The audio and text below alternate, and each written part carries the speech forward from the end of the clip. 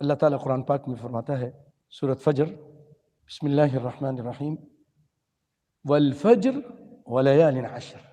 اللہ قسم کھا رہا ہے وقت فجر کی، ولیال عشر، اور 10 راتوں کی۔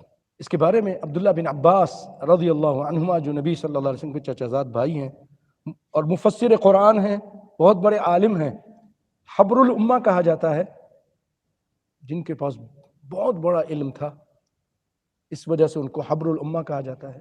وہ اس کی تفسیر کرتے ہوئے کہتے ہیں کہ اس سے مراد ولیال عشر سے مراد عشر ذی الحجہ، ذی الحجہ کی یہ 10 دن ہیں۔ اور اللہ تبھی تو کوئی عظیم چیز ہو تو اللہ تعالیٰ اس کی عظمت کو اجاگر کرنے کے لیے قسم کھاتا ہے، اس کی اہمیت کو اجاگر کرنے کے لیے، تو اللہ یہاں قسم کھا رہا ہے۔ اور آپ صلی اللہ علیہ وسلم ان دنوں کے بارے میں فرماتے ہیں، افضل ایام الدنیا ایام العشر، اس دنیا کے سارے دنوں میں جو افضل ترین دن ہیں وہ یہ 10 دن ہیں، عشرہ ذی الحجہ کے 10 دن۔ صحیح الجامع کی روایت ہے یہ۔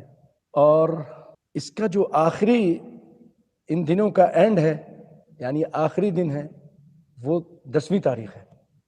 وہ اس کے بارے میں آپ صلی اللہ علیہ وسلم فرماتے ہیں، اعظم الایام عند اللہ یوم النحر ثم یوم القر۔